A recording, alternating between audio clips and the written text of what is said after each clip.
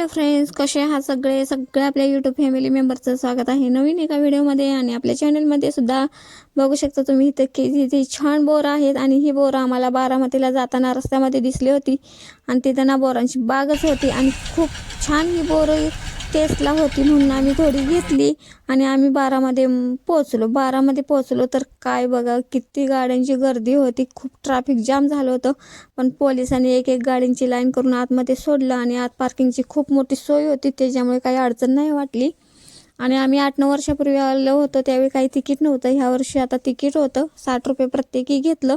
आणि आत आल्या काय असे फुलांचे बरेच प्लॉट होते. तिथं काय पहिलं फोटोशूट केलं आम्ही आणि नंतर आम्ही प्रदर्शन पाहायला सुरुवात केली.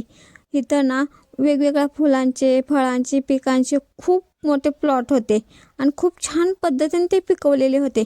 म्हणजे कसं ना, पाणी व्यवस्थापन आणि माती परीक्षण केलं तर शेती किती छान पद्धतीने करता येते ना, हे इथं सांगितलेलं होतं. तसेच कमीत कमी जागेत जास्तीत जास्त आपण शेतीचे उत्पन्न घेऊ शकतो, याचे सुद्धा बरेच पिकं अशी घेतलेली होती. तसेच AI पद्धतीने सुद्धा शेती केलेली होती आणि त्यामध्ये ना आपण आंतरपिकं सुद्धा किती घेऊ शकतो ना, हे सुद्धा इथं सांगितलेलं होतं. आणि हे प्रदर्शन ना खूप मोठं आहे, दिवसभर फिरून कंटाळा येतो एवढं मोठं आहे. आणि या प्रदर्शनामध्ये ना एक संकल्पना मला खूप आवडली, ती म्हणजे ना माती विना शेती. शेतीमध्ये ना त्यांनी वेगवेगळ्या फुलांचं उत्पादन घेतलं होतं, म्हणजे खूप छान प्रकारची फुलं दाखवली होती. आणि AI तंत्रज्ञान वापरून ऊस कितीपर्यंत वाढवू शकतो आपण, हे सुद्धा खूप छान पद्धतीने त्यांनी दाखवलं होतं. नंतर आम्ही असं हे शेततळं सुद्धा पाहिलं, यामध्ये ना त्यांनी मासे सोडले होते.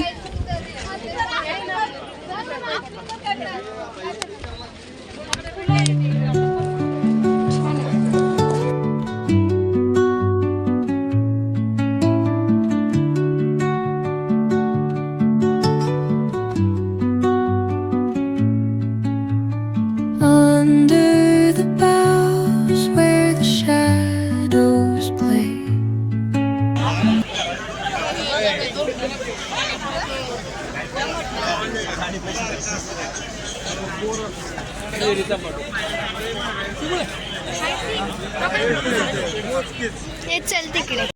इथं बघा किती छान आंब्याचा मोहर आलाय आणि ही लाल मिरची कशा पद्धतीनं ह्याचं उत्पन्न घेतलेलं आहे.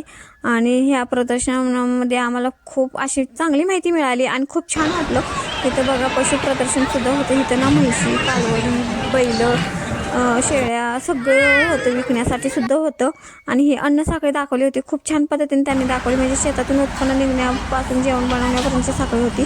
नंतर आम्ही असं बाहेर जेवण केलं आणि घरी परतलो. पुन्हा भेटू नेक्स्ट व्हिडिओमध्ये, तोपर्यंत बाय.